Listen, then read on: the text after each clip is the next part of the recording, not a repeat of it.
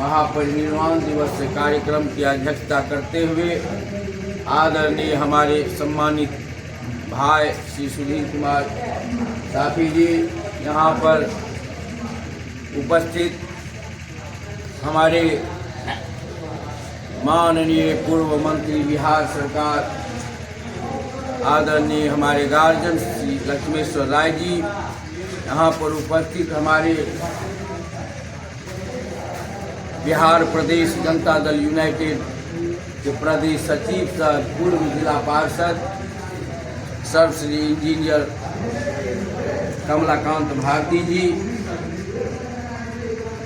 प्रखंड सचिव आदरणीय श्रीमान रामस्वरूप सदाय जी, छोटकिन सदाय जी, जनक जी, मीडिया के हमारे बंधु भाई शिवनाथ जी, हमारे त्रिस्तरीय पंचायती राज चुनाव के जो भी हमारे सम्मानित जनप्रतिनिधिगण हैं, हमारे कोने कोने से जो भी हमारे सम्मानित शिक्षा सेवक तालीम मरकज के भाई बहन विकास मित्र के लोग आए हैं, मैं अपनी ओर से और आप समूह की ओर से परम पूज्य विश्व रत्न डॉक्टर B.R. अम्बेडकर साहब के चरणों में श्रद्धा का सुमन अर्पित करते हुए कहना चाहता हूँ कि साथियों, बाबा साहब भीमराव अम्बेडकर ने कहा था कि मुझे पूजने की आवश्यकता नहीं है, मुझे पढ़ने की आवश्यकता है।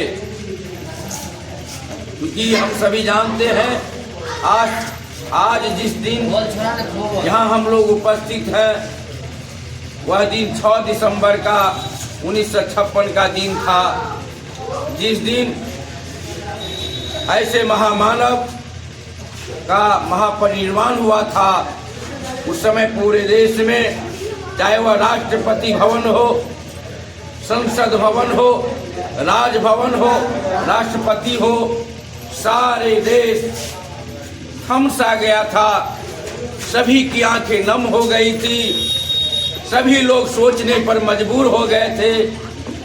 महाराष्ट्र की धरती पर चींटी समाने की जगह नहीं थी कि आज बहुत कम ही समय में हमारे महामानव, चाहे जिस भी कारण से वे गए, हम लोगों के लिए बहुत बड़ी दुर्भाग्य की बात थी। आज उन्हीं महामानव का, वैसे ही युग पुरुष का, महान आत्मा का महापरिनिर्वाण दिवस है। साथियों, मैं आपको बता दूं कि ये बाबा साहब भीमराव अम्बेडकर अपने आप में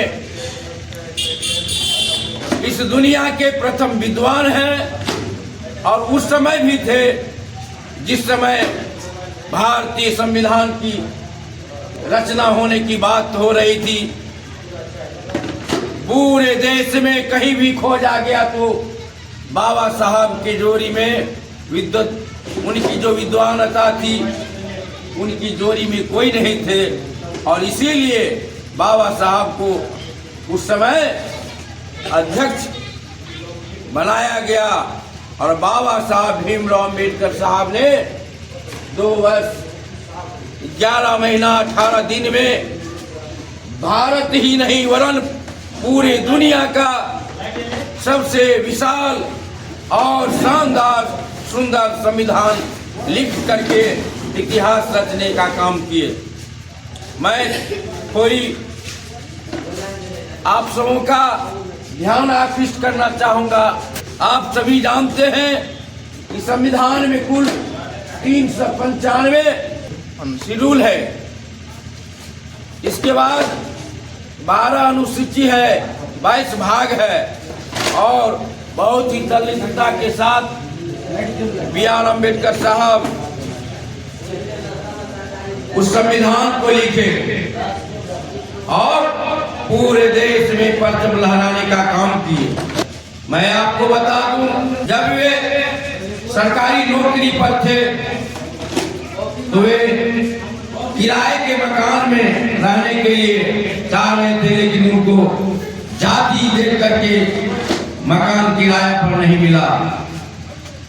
ऑफिस में चपरासी तक भी उनको फाइल करके दिया करते थे।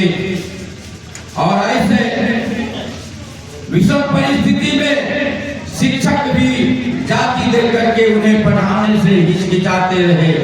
और ऐसे विषम परिस्थिति में सभी झंझावातों को छोड़ते हुए तोड़ते हुए डॉक्टर बी.आर. अम्बेडकर साहब ने जो आज हम लोग हैं, उनका उपज है, उनका प्रोडक्ट है। आज बाबा साहब भीमराव अम्बेडकर साहब नहीं होते और भारतीय संविधान नहीं होते तो आज हम लोग यहाँ पर नहीं होते। कुछ लोग बाबा साहब भीमराव अम्बेडकर साहब को दलितों के नेता के रूप में ही देखते हैं, लेकिन मैं उनको आगाह कर देना चाहता हूँ। क्या आप जानते हैं बाबा साहब भीमराव अम्बेडकर साहब भारत के फर्स्ट लॉ मिनिस्टर थे। और जब उस समय की सरकार के द्वारा ओबीसी की कमेटी नहीं बनी तो बाबा साहब भीमराव अम्बेडकर साहब ने उस कारण से रिजाइन देने का काम किए थे। इसीलिए चाहे वह महिला की बात हो, चाहे वह आर्थिक मामले की बात हो,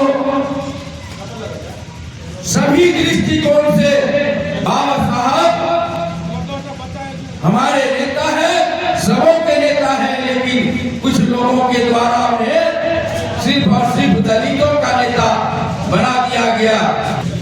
कोई उनकी जो भी किताबें हैं 1980 से पहले नहीं लिखा गया था। उनकी सभी किताबें जब मौका मिला तो 1980 में लिखा गया। आज सभी लोग जानते हैं कि एक व्यक्ति ने रामचरितमानस का निर्माण किया, रचना किया और उस रामचरितमानस में यह भी कहा गया है कि उसके पढ़ने से आपका सारा कष्ट दूर हो जाएगा। गीता पढ़ने से सारा कष्ट दूर हो जाएगा। बाइबल पढ़ने से सारा कष्ट दूर हो जाएगा। सभी समस्याओं का समाधान हो जाएगा। चाहे वो कुरान हो, हदीस हो। लेकिन मैं एक सच्चे नागरिक के रूप में कहना चाहता हूं, यदि जिसने भारत का संविधान पढ़ लिया तो निश्चित रूप से उनका तमाम उलझन जो है, तमाम जो है समस्याएं दूर हो सकती है। इसीलिए सबसे ऊपर अगर हमारा है तो भारत का संविधान है। इसीलिए हम कहना चाहेंगे सभी साथियों से कि आप प्रत्येक घर में बाबा साहब का जो रचित संविधान है वह संविधान प्रत्येक घर में बांटने का काम करें और अपने बच्चों को, अपने सगे संबंधी को, अपने आस पड़ोस के लोगों को कहें संविधान को पढ़ने के लिए, क्योंकि उसी संविधान के बदौलत जो हमारे शोषक के पक्षधर है उसको पढ़ करके, चाहे वो IAS हो, PCS हो, ढेर सारे उच्च पोस्ट पर जाते हैं और हम लोगों को धर्म में उलझा करके रख देते हैं। इसीलिए हम चाहेंगे यहाँ जो भी हमारे मित्र हैं, बंधु हैं, भाई हैं, सबों से हम आग्रह करेंगे कि आप अपने बच्चों को संविधान पढ़ाने का काम करें, ताकि आने वाला जो समय है वह आपके बच्चों का होगा। यदि आप ऐसा नहीं करते हैं तो बाबा साहब ने कहा था, अगर तुम मेरी कारवां को आगे नहीं बढ़ा सकते हो तो कम से कम मेरी कारवां को पीछे मत होने देना। और यह कारवां उस समय आगे बढ़ेगा जब हम विचारों पर चलेंगे, उनका जो विचारधारा रहा है, उनका जो आदर्श रहा है। आज कई लोग उनके जो दिल से नहीं मानते हैं, वह भी जय भीम लेकर के, नमो बुद्धाय का करके, बाबा साहब का नाम लेकर के राजनीतिक रोटी सेकने का काम करते हैं। ऐसे में नहीं होगा मेरे साथियों। उनके नाम पर भले ही राजनीति हो रही है, उनके नाम पर भले ही जो भी बातें हो रही है, उससे हमको कोई बात नहीं है। लेकिन मैं अपने समाज के लोगों से, शोषित वंचित पीड़ित से आग्रह करेंगे, बार बार प्रार्थना करेंगे कि आप बाबा साहब को पूजने का काम नहीं करें, बल्कि उनके संविधान को पढ़ने का काम करें और निश्चित रूप से आपके सारा समस्याओं का समाधान होगा। चूंकि समय ज्यादा हो चुका है और अंत में मैं यही कहना चाहूंगा कि पसीना आदमी की जिंदगी में रंग लाती है, न जाता है तो पसीना उसका जो पसीना बहाता है, पसीना ही बहाने से नई जिंदगी, नई इतिहास और नई युग का निर्माण होता है। इन्हीं शब्दों के साथ मैं कहना चाहूंगा कि बाबा साहब ने संविधान लिखने के तुरंत उपरांत बाद में जो है कहे थे, किसी भी देश का संविधान क्यों न कितना भी अच्छा क्यों न हो, लेकिन उसके मानने वाले अगर अच्छे नहीं होंगे तो वह संविधान अच्छा नहीं हो सकता। साथ में उन्होंने कहा भी था कि किसी भी देश का संविधान भले ही कितना भी खराब क्यों न हो, लेकिन उसके मानने वाले अगर अच्छे होंगे तो वह संविधान बहुत ही अच्छा होगा।